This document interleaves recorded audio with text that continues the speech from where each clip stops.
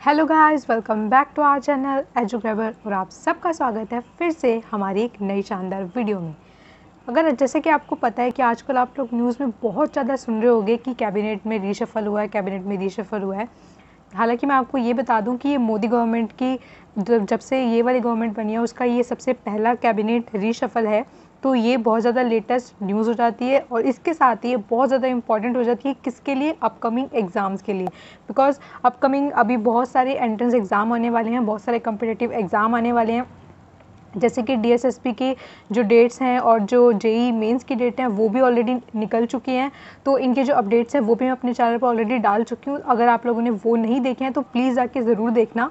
और मैंने important videos about admissions भी डाल दिए हैं, जो सी एंट्रेंस अब आने वाले हैं उनसे रिलेटेड जितनी भी बच्चों की क्वेरी होती है ना, जैसे कि सीट्स हो गई, एडमिशन कैसे होते हैं, क्राइटेरिया क्या होता है, एलिजिबिलिटी क्या होती है, एक्सेट्रा एक्सेट्रा, बहुत सारी जो नॉलेज है मैंने अपनी वीडियोस में देने की कोशिश की है बहुत ही कम समय में।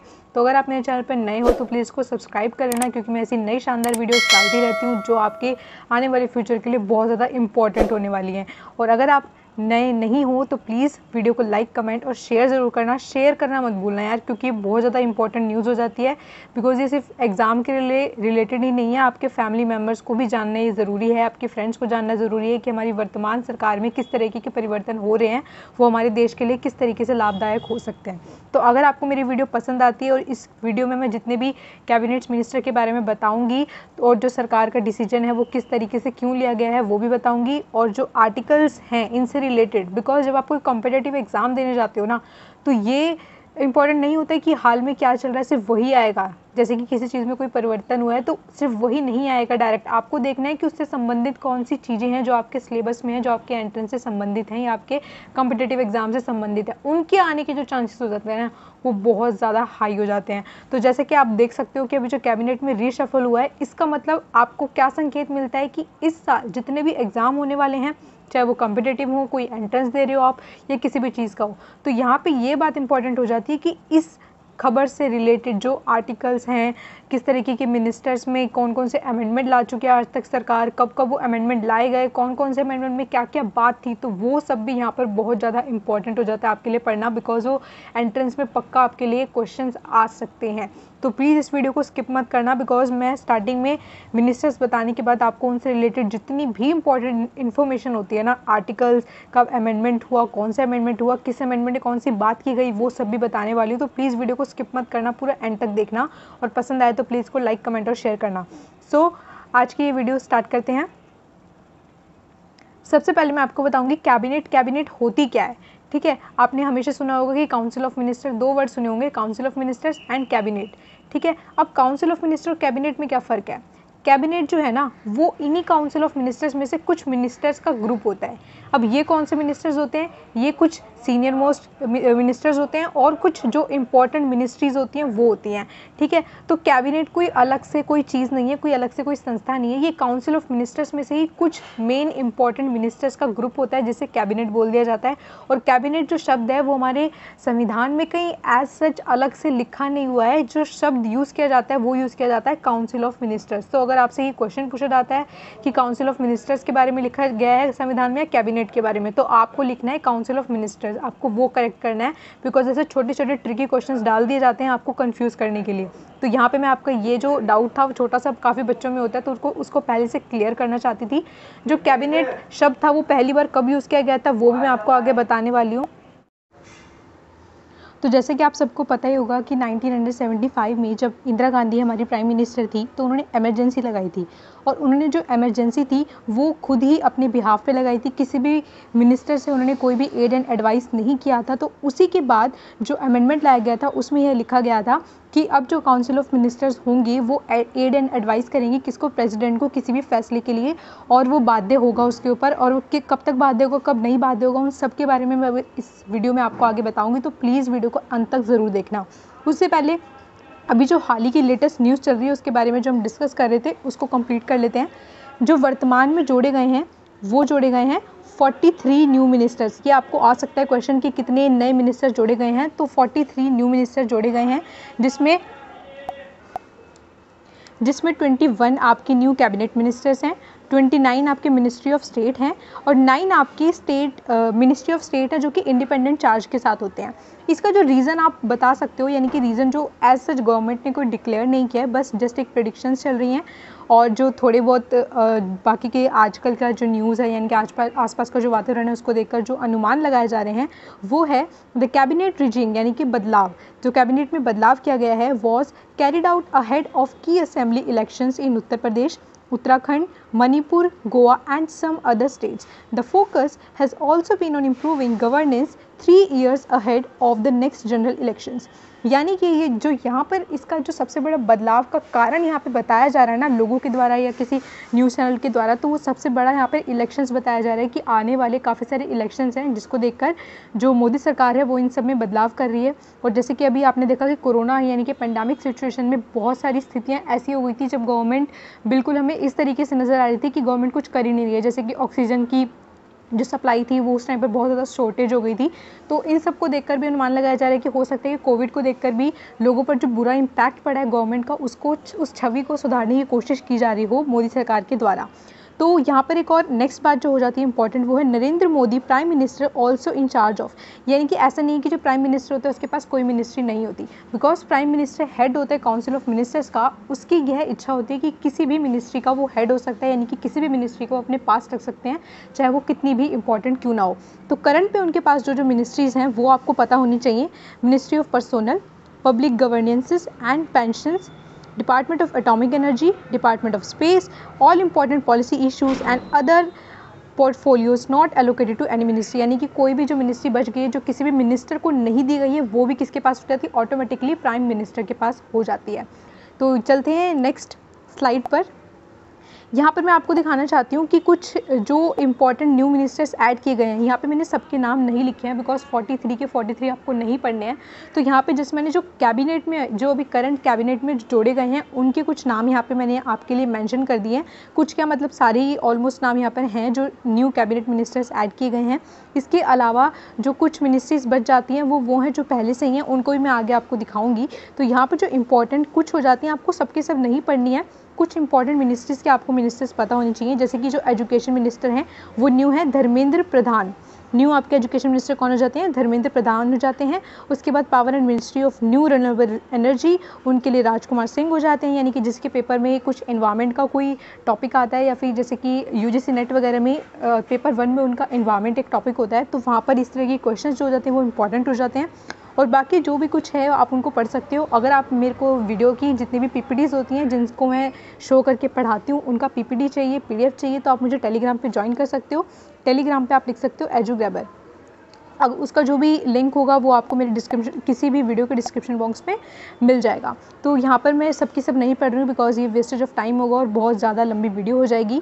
तो सिर्फ मैंने कुछ जो मेन इंपॉर्टेंट मुझे इसमें से दिखे अभी फ़िलहाल के लिए वो मैंने आपको बता दिए हैं। ये भी इंपॉर्टेंट हो जाते हैं। लॉ एंड जस्टिस मिनिस्टर वो हैं किरण रिजिजू।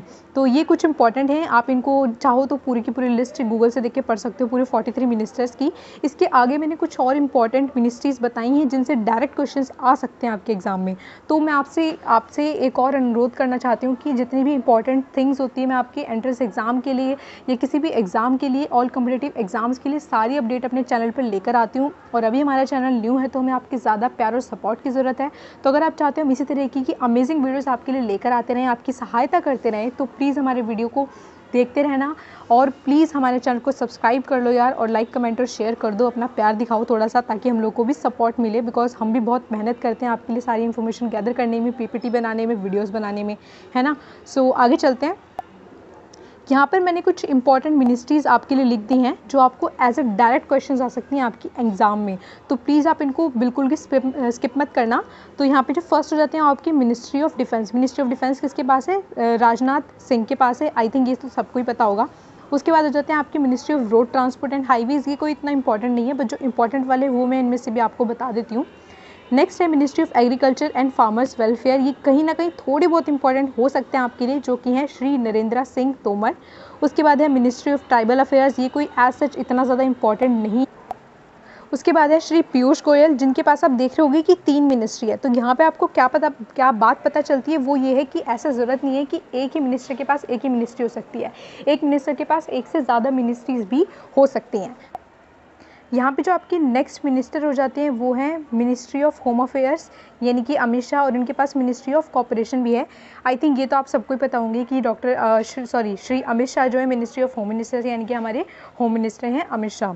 इनका नाम बहुत ज़्यादा चर्चा में रहता है न्यूज़ में, तो आई थिंक ये आपको पता ही होंगे। उसके बाद आपको आती हैं निर्मला सीतारमण, ये भी आपको पता ही होंगी, बहुत ज़्यादा चर्चा में रहती हैं। जब अभी बजट आया था उस समय भी इनका काफ़ी ज़्यादा चर्चा में हुई थी।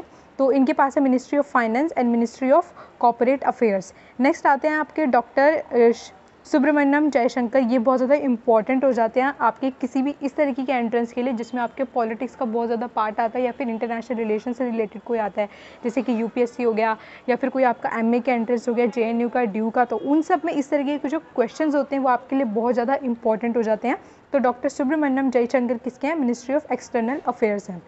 उसके बाद आती हैं आपकी नेक्स्ट स्मृति जुबैन ईरानी, यानी कि स्मृति ईरानी, जिनके पास है ministry of women and child development.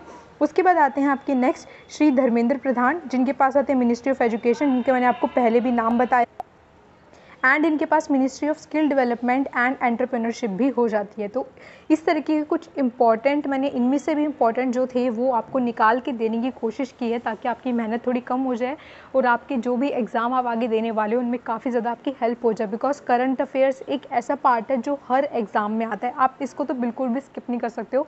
मुझे नहीं लगता कि ऐसा कोई भी एंट्रेंस एग्ज़ाम या कोई भी कम्पिटिटिव एग्ज़ाम होता है जिसमें कि आपके करंट अफेयर्स नहीं आते। तो करंट अफेयर्स आपकी एग्ज़ाम पॉइंट ऑफ व्यू से बहुत ज़्यादा इंपॉर्टेंट हो जाते हैं। साथ ही जिनके लिए एग्ज़ाम नहीं देने, यानी कि जो एग्ज़ाम नहीं भी दे रहे हैं, उनको भी इस तरीके की बातें पता होनी चाहिए। तो प्लीज़ आप अपने फैमिली मेम्बर से भी इसको शेयर कर सकते हो, बिकॉज ये बहुत ज़्यादा इंपॉर्टेंट है। एज अ सिटीज़न आपको पता होना चाहिए कि आपकी करंट गवर्नमेंट में किस तरीके के बदलाव हो रहे हैं या कौन सी गवर्नमेंट किस तरीके का काम कर रही है। सो आगे चलते हैं। यहाँ पर मैंने क्या कोशिश की है, यहाँ पे मैंने कुछ इंपॉर्टेंट चीज़ें लिखने की कोशिश की है जो आपके इस रीशफल से, यानी कि जो कैबिनेट में जो बदलाव हुए हैं उससे संबंधित हैं, जिनके आपके एग्ज़ाम में आने के इस बार के चांसेस क्या हो जाते हैं, बहुत ज़्यादा बढ़ जाते हैं। तो यानी कि आप 80 to 90% तक इनको आप एज अ सजेशन ले सकते हो मेरा कि ये आपके current affairs as a topic बहुत ज़्यादा हॉट टॉपिक है अभी, तो ये आपकी आने वाले एंट्रेंस में आपको बहुत ज़्यादा हेल्प करेगा। इस टाइप के क्वेश्चन ज़रूर आ सकते हैं। तो यहाँ पे मैंने इसीलिए आपको इस तरीके की जानकारी देने की कोशिश की है। तो अगर आप मेरे चैनल पर नए हो तो प्लीज़ सब्सक्राइब कर लेना, अब तक नहीं किया है तो यहाँ पर हम क्या बात करते हैं, पहली है council of ministers headed by prime ministers. यानी कि आपको क्या पता चल रहा है कि काउंसिल ऑफ मिनिस्टर का हेड कौन होता है? प्राइम मिनिस्टर होते हैं। और करंट के कौन है प्राइम मिनिस्टर? आप सबको पता ही होगा, श्री नरेंद्र मोदी जी। उसके बाद है आर्टिकल 74 एंड 75, ये बहुत ज़्यादा इंपॉर्टेंट हो जाता है, इसलिए मैं यहाँ पे स्टार बना रही हूँ कि कौन से आर्टिकल मिनिस्टर से, यानी कि काउंसिल ऑफ मिनिस्टर से संबंधित हैं। तो वो आपके लिए जानना बहुत ज़्यादा ज़रूरी हो जाता है। तो वो हैं आर्टिकल 74 एंड आर्टिकल 75, जो कि काउंसिल ऑफ मिनिस्टर्स वर्ड के साथ डील करते हैं। ये पर्टिकुलर जो आर्टिकल में क्या लिखे वो भी मैं आपको आगे बता रही हूँ। आर्टिकल 74 आपको बताता है कि ministers aid and advise the president, यानी कि जो काउंसिल ऑफ मिनिस्टर्स है ये प्रेसिडेंट को, ये यहाँ पे प्राइम मिनिस्टर क्यों नहीं लिखा है, वो इसलिए क्योंकि काउंसिल ऑफ मिनिस्टर्स में प्राइम मिनिस्टर ऑलरेडी इंक्लूडेड होता है। तो अगर यहाँ पे मैं लिख रही हूँ ministers aid and advise, that means prime minister उसमें इंक्लूडेड है। ओके, ये बात यहाँ पे ध्यान रखना। तो आर्टिकल 74 हमें बताता है कि ministers aid and advice the president, यानी कि आर्टिकल 74 हमें बताता है कि जो मिनिस्टर्स हैं वो किसी भी इंपॉर्टेंट काम में या किसी भी होने वाले एक्शन में प्रेसिडेंट को क्या कर सकते हैं, एडवाइस कर सकते हैं। ये कब जोड़ा गया था? ये जोड़ा गया था 42nd अमेंडमेंट 1976 ने इसको बाइंडिंग कर दिया। यानी कि 74 पहले से आर्टिकल था, लेकिन ये बाइंडिंग है या नहीं ऐसा कॉन्स्टिट्यूशन में कहीं नहीं लिखा था, जिसका मिसयूज़ हमें इमरजेंसी के समय दिखाई दिया। जो कि इंदिरा गांधी थी हमारी प्राइम मिनिस्टर ने, उन्होंने अपनी इच्छा से इमरजेंसी को लगा दिया था, जिसके कारण देश में बहुत ज़्यादा हाहाकार हो गई थी और बहुत ज़्यादा बदलाव देखने मिले थे। जिसके बाद मीसा वगैरह एक्ट यूज़ करके बहुत सारे लोगों को बिना किसी वजह में जेल डाल दिया गया था। तो इस तरीके का कॉन्स्टिट्यूशन का मिसयूज़ कोई और दोबारा ना कर सके, इसलिए ये अमेंडमेंट लाया गया था 76 में। 42nd अमेंडमेंट बहुत ज़्यादा इंपॉर्टेंट हो जाता है, मैं यहाँ पे स्टार बना रही हूँ। ये आपको वैसे भी पता होना चाहिए, बिकॉज इंपॉर्टेंट अमेंडमेंट्स आपके जितने भी एग्जाम्स होते हैं उनमें आते हैं। तो इसने इसको बाइंडिंग बना दिया। अब किस तरीके से बाइंडिंग बनाया वो भी एक और अमेंडमेंट में बताया गया, वो था 44th अमेंडमेंट 1978। अब ये दोबारा अमेंडमेंट लाने की कोशिश क्यों की गई, यानी कि ज़रूरत क्या थी दोबारा एक और अमेंडमेंट लाने की? तो इसने क्या बोला कि president can return advice once, यानी कि अगर आपने प्रेसिडेंट को कोई एडवाइस भेजी है तो प्रेसिडेंट सिर्फ एक बार क्या कर सकता है, उसको अपने सुझाव के साथ वापस भेज सकता है कि आप इसमें ये बदलाव करके मुझे दे दीजिए। लेकिन अगर दोबारा से सेम एडवाइस उसको भेज दी जाती है तो उस पर क्या होगी, वो बाइंडिंग होगी। आई होप आपको ये जो फ़र्क है वो पता चल रहा होगा दोनों अमेंडमेंट में। उसके बाद आता है first time used word cabinet. जैसे कि मैंने आपको अभी भी बताया था थोड़ा सा पहले ही कि फर्स्ट टाइम कैबिनेट वर्ड कब यूज़ किया गया था, इमरजेंसी के टाइम किया गया था। यानी कि इमरजेंसी के बाद जब 44th अमेंडमेंट लाया गया जिसमें ये बताया गया कि जो प्रेसिडेंट है वो सिर्फ एक बार ही उसको रिटर्न कर सकता है और उसके बाद क्या हो जाएगी, उसकी एडवाइस बाइंडिंग हो जाएगी। और ये भी लिखा गया था कि जो एड एंड एडवाइस होगी ना इमरजेंसी के टाइम पे जो बताई गई थी, यानी कि जो इमरजेंसी की प्रोविजन की एडवाइस होगी वो मिनिस्टर्स को किस में देनी होगी, रिटर्न में देनी होगी। तो ये फर्स्ट टाइम वर्ड जो कैबिनेट यूज़ किया गया था उसी टाइम पर किया गया था कि जो प्राइम मिनिस्टर है यानी कि जो प्रेसिडेंट है वो प्राइम मिनिस्टर, उसकी कैबिनेट का मतलब क्या होता है, जहाँ पे इंपॉर्टेंट मिनिस्टर्स आ जाते हैं। बिकॉज बहुत सारी मिनिस्ट्री होती है, ऐसा पॉसिबल नहीं है कि आप सबके साथ एक साथ मीटिंग कर सको, सबके साथ जो भी प्रॉब्लम्स है उनको डिस्कस कर सको। तो कैबिनेट बनाई जाती है कुछ इंपॉर्टेंट मिनिस्ट्रीज़ की एंड कुछ सीनियर मिनिस्टर्स की। तो ये बोला गया कि कैबिनेट अपने जो प्राइम मिनिस्टर है अपने कैबिनेट के साथ मिलकर एड एंड एडवाइस करेंगे, किसको, प्रेसिडेंट को करेंगे। Then comes the article 75। Article 75 हमें क्या बताता है, टोटल नंबर ऑफ मिनिस्टर्स। ये बताता है कि हमारी जो पार्लियामेंट है उसमें टोटल नंबर ऑफ मिनिस्टर्स कितने होने चाहिए, including PM shall not exceed 15% of total number of the house of the people। That means जो total number of house of the people है ना उसका 15% से एक्सीड नहीं कर सकता जो भी टोटल नंबर ऑफ मिनिस्टर्स होगा। ये जो 15% ऑफ टोटल नंबर का क्वेश्चन है ना ये पहले भी आ चुका है प्रीवियस ईयर एग्जाम्स में, और इसलिए ये भी क्या हो जाता है, बहुत ज़्यादा इंपॉर्टेंट हो जाता है। इसलिए मैंने यहाँ पर आपके लिए स्टार बना दिया है। तो प्लीज़ आप इसको ध्यान रखना कि कितना परसेंट है, 15% है। ये क्वेश्चन मैंने कई बार एग्जाम्स में देखा है, एमए के एग्जाम्स में देखा है, जेएनयू के एग्जाम्स में देखा है। तो अगर आप इस तरीके की इंपॉर्टेंट क्वेश्चंस की भी सीरीज़ चाहते हो तो आप मुझे कमेंट करके बता सकते हो कि आप किन वीडियोस पे मेरी यानी कि किन टॉपिक से मेरी न्यू वीडियोस को चाहते हो जो आपके लिए हेल्पफुल हो सकती हैं। ऑलरेडी मैं काफ़ी जो टॉपिक्स हैं उन पर स्टार्ट कर चुकी हूँ, जैसे कि इंपॉर्टेंट आर्टिकल्स की मैं एक वीडियो बना चुकी हूँ ऑलरेडी, प्रीवियस ईयर के पेपर पे भी बना चुकी हूँ जो कि एमए के था। तो प्लीज़ अगर आपने मेरी वीडियोस वॉच नहीं की हैं तो फटाफट से डिस्क्रिप्शन बॉक्स में जाकर उनको चेक कर लो, बिकॉज वो आपके लिए बहुत ज़्यादा बेनिफिशियल होने वाली हैं। सो आगे चलते हैं।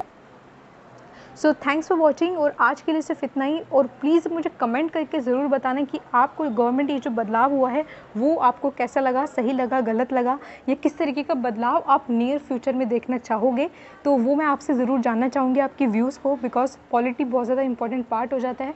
एंड एज अ स्टूडेंट आपको भी अपने सजेशंस यानी कि आपकी इंडिपेंडेंट थिंकिंग होनी चाहिए इन सब के ऊपर कि किस तरीके के बदलाव हो रहे हैं या आप किस तरीके के बदलाव देखने चाहते हो। ये आपका पर्सनैलिटी डेवलपमेंट का एक एज अ बहुत इंपॉर्टेंट पार्ट हो जाता है। तो प्लीज़ कमेंट करके ज़रूर बताना कि आपकी इस पर क्या राय है। और अगर आप मेरी न्यू वीडियोस को देखना चाहते हो, इसी तरीके की जो मैं इंपॉर्टेंट वीडियोस लाती हूँ सबसे पहले आपके लिए अपडेट्स लेकर आती हूँ, तो प्लीज़ चैनल को सब्सक्राइब कर लो और लाइक, कमेंट और शेयर कर दो। और अगर हमें टेलीग्राम पर ज्वाइन करना चाहते हो तो टेलीग्राम पर ज्वाइन कर सकते हो। वहाँ पर आप लिखना एजुग्रेबर, तो वहाँ पर आपको हमारा आसानी से चैनल मिल जाएगा। मैं सारी अपडेट वहाँ पर डालती रहती हूँ। And please share and thanks for watching.